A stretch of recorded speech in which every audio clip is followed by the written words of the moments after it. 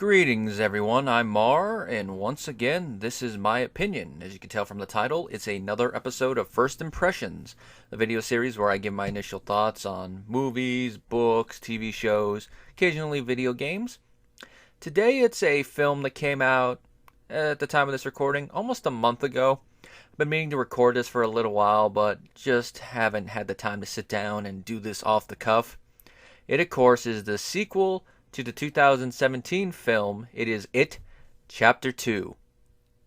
It ends. Now, as those of you know, I'm a longtime fan of Stephen King's works. Like a lot of his books, can't really say there's any of his books that I've finished that I've hated. Some are better than others. I've reviewed a couple of the standalone books like Misery. I have a review of the It novel, if you're curious about the novel in addition to the film. It has over 2,000 views at the moment. Probably put the link in the description below. Also reviewed the entire Dark Tower series off the cuff for the first few ones, and then from the last few it's essay style if you want to see those.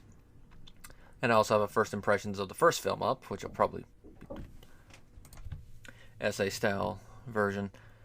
Now, if you were not a fan of the first film, you probably will not like this one.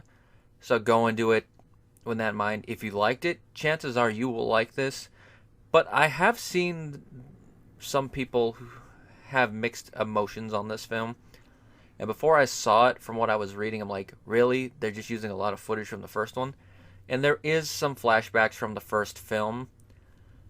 But a lot of the flashbacks we see to them as kids is new footage using scenes that they did not use, which sounds weird, but considering how the timeline was in the first film, it is plausible.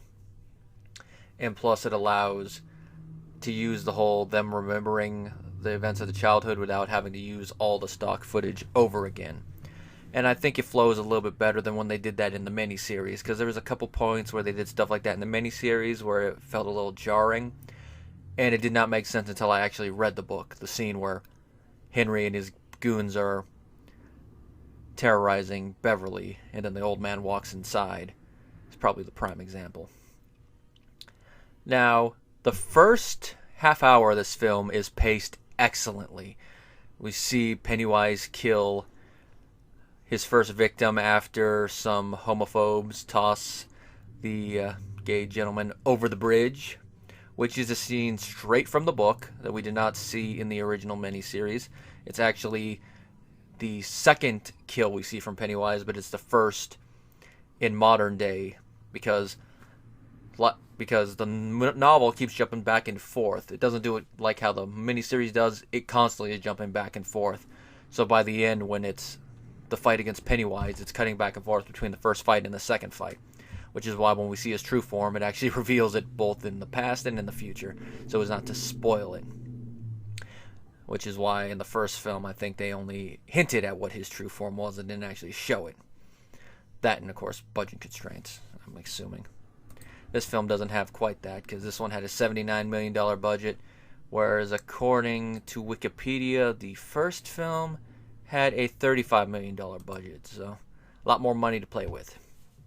Of course, after the bridge scene, we get the scene where the rest of the gang are told by Mike what happened, and unlike the miniseries where it does that little dramatic thing, here it just cuts through all of them because we don't need to really go through the whole memory thing. They show up in Derry, they have their little dinner, and then from there they go their separate ways for a while, start remembering, and in the end they join forces to fight Pennywise. The middle part is where the film does kind of go down a little bit from the opening act high, but it's about the characters remembering what happened and trying to rediscover that part of themselves they lost. A little bit of their childhood innocence, but not quite. But it's more like reconnecting with imagination. I'd say the book does that a lot better, but that is what they're trying to do, especially since they have to try to beat Pennywise this time with the ritual of Chud, which was nice to see them work that into the film. And they did it differently. Instead of a random thing that they read about and are trying to implement, it actually is a local custom from a local Native American tribe, which I thought was nice. And of course the little plot twist with it I thought was interesting. Added a little bit of dimension to Mike's character, which one little deviation I didn't mind was that Mike actually is present during the ritual. He's not taken out by Henry Bauer. Which one thing the film does answer that I was wondering about with the first one is like, okay, with what happened to Henry Bauer in the first one, how are they going to justify him being in the sequel? I mean, you get drop kicked down a well like that, you're pretty much out of commission depending on how deep that well is and if there's water at the bottom. He ends up coming out of a random pipe. So I guess Pennywise is the guy that made all those pipes for the Mario Brothers now. And he gets arrested, so he ends up in the same place. He escapes similarly but differently, and of course he has dead taxi services like in the novel. Of course, his whole shtick of attacking is a little bit more comedic than in the original, but there is a little bit more humor in this one, I'd say, than the previous one, but I'd classify it as on that border of dark humor, which might turn some people off, but I like my humor dark, so sue me. The one moment of it is dark, but it also borders on silly, which sounds like an interesting little crossover, but I like dark yet silly.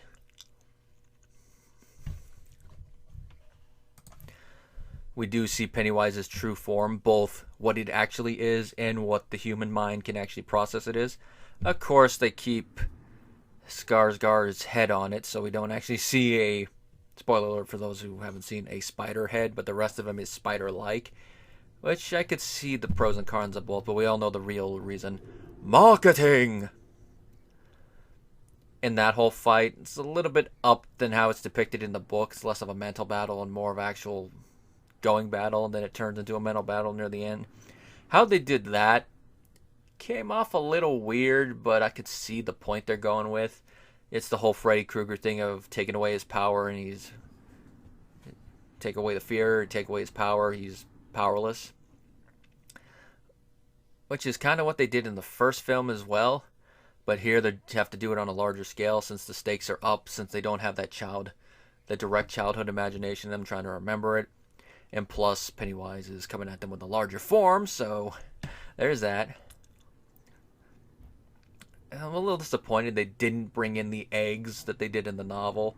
I know that's another little out of context spoiler, but yes, Pennywise was laying eggs in the original book. And of course, they did not have Maturin the turtle. That was one thing that was a minor disappointment with the first one, even though they did hint at it. But here, none. This is where I feel they could have at least brought it in with the native things, like maybe have Maturin be a local deity for that tribe.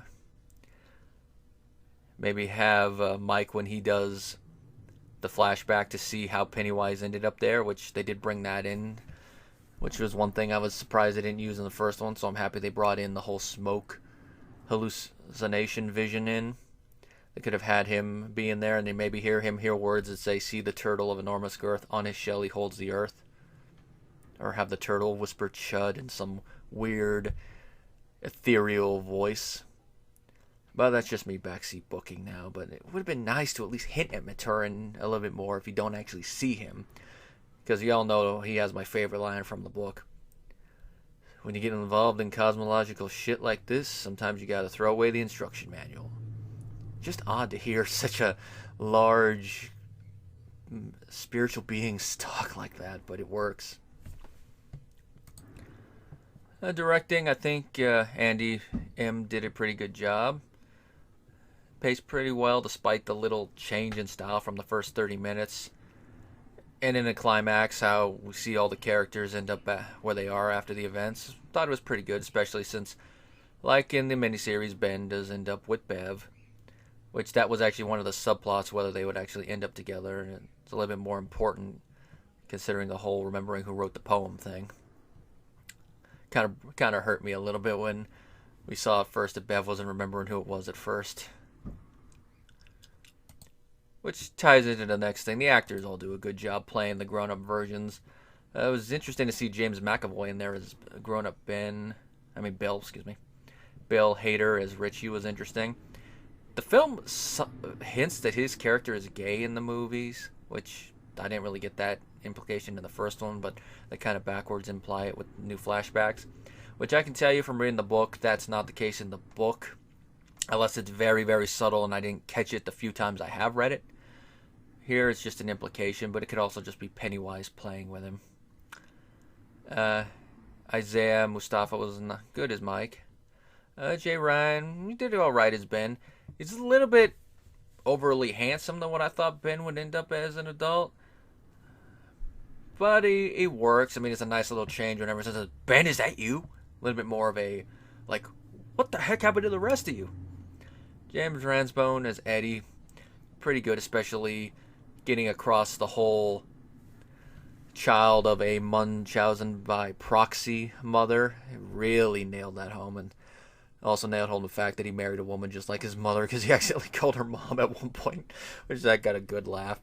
Andy Bean was pretty good as Stanley. They kind of changed his character's motives for why he does what he does, but within the context of the film, I think it works. And it still nails home the fact that he is scared, but it's not to the same degree. So those who are more a fan of him being really scared will probably be a little disappointed. But, quote Donatello, it worked. Skarsgård, I think he did a better job this time around as Pennywise. And I think that's because this is the second go-around with him. He's a little less awkward when interacting with the human characters. And I think that might be him hearing the feedback of his portrayal from the first one and modifying it slightly, and also being a little bit more comfortable filling Pennywise's clown shoes. So it comes around a little bit more. The only parts where it's a little weird is the CGI moments, but I thought they did a good job rendering it. And of course that little eye thing apparently he can actually do, which he actually freaked out one of the adult actors when they learned that he actually can do that. And apparently there's a picture floating around that's been turned into a meme time and time again. It's always weird when you show people you can do that. Like, my right thumb is double jointed so I can move it in and out of the socket. I don't know if you can hear that, but that's me moving it in and out of the socket. Sometimes when people don't know, it kind of freaks them out. But it's weird. It could be my shoulder and I could pull a Mel Gibson on people. Stephen King does have a cameo in this film, and even though the Pet Sematary one has been my favorite just from the fact he's playing a priest, and of course we can get that praise gone meme out of it, this now has to be my favorite one just for the fact there's some meta humor in there about ending stories alone. Because it seems that with some of his stories people don't like the endings. I know Tommyknockers people always lambast. I haven't read the book or seen the miniseries, so I can't comment. I know a lot of his early short stories have downbeat endings, which for the most part I think do work, especially when it's downbeat and open-ended, like with The Mangler, or it's that big reveal like with the Quitters Inc. But I can kind of see why some people might not be the biggest fans of them, and having Bill not have good endings for his story, and then King himself be one of the people to lambast him. I thought that was a nice little bit of meta humor. And of course, tying it in for a story reason, that it's because of the whole thing with Pennywise was a nice little touch. If there's any minor issue with the characters, is that Audra is essentially just a cameo appearance, just like Bev's husband. Now, in the original miniseries, they don't mention if they're married or not, and even though he's abusive, her leaving, I say it's good enough. We don't need to see the rest of them. But this one, I kind of do miss Audra not coming to find Bill after this, and then doing the whole honeypot situation to definitely lure them back in, which I think they probably dropped that because they already did that in the first film with Bev, which is like the part of the story where you didn't need that, other than the bullies chasing him in. You use one in the part of the story that kind of needs one just a little bit, especially for the ending reveal with him helping her out of the deadlights. You don't use it. Go figure, I guess that's Hollywood adaptations for you. It still would have been nice to see Bev's husband get his comeuppance, where he sees Pennywise's true form and is literally scared to death, which is one of the novel's little connections back to Lovecraft. The whole thing about knowledge sometimes being so grand that it overwhelms the mind, drives you insane, and in this case, literally scares you to death. One thing I like, though, about what they did with Bev's husband is that they, at first I thought he was just going to be a nice guy, but then you slowly see, oh, he's one of those guys that's nice, and then you see the true colors. So he's a little play on the whole nice guys aren't really nice guy thing that has been on the internet a lot lately. You know, I'm a nice guy, why don't these girls like me? The old incel thing, but not quite to that degree, but a little bit there. Now, as you can tell, this film does come with my recommendation with an asterisk. If you did not like the first film, I wouldn't recommend watching it because you're probably not going to like it. But if you just want to watch it just to see if you might like the sequel more, go into it. The first act is definitely the best part of the film from a structural perspective. The rest of it's still pretty good, and there are a lot of tense moments, but it trails off, which kind of seems to be the consensus even with people that liked it. And that also seems to be the consensus kind of a little bit with the book, because the child portion of the book is a little bit stronger. But I'd say this is a worthy adaptation of it. Overall, I'd say that I did enjoy this one definitely more than the miniseries. Although the miniseries in regards is structure-wise and plot-wise a little bit more accurate to the book story. But I think the fact that it's a theatrical release, get away with a bit more than you can on TV, better budget, does kind of help tell this part of the story a bit more. It's actually nice to see the Deadlights personified in the ritual of Chud.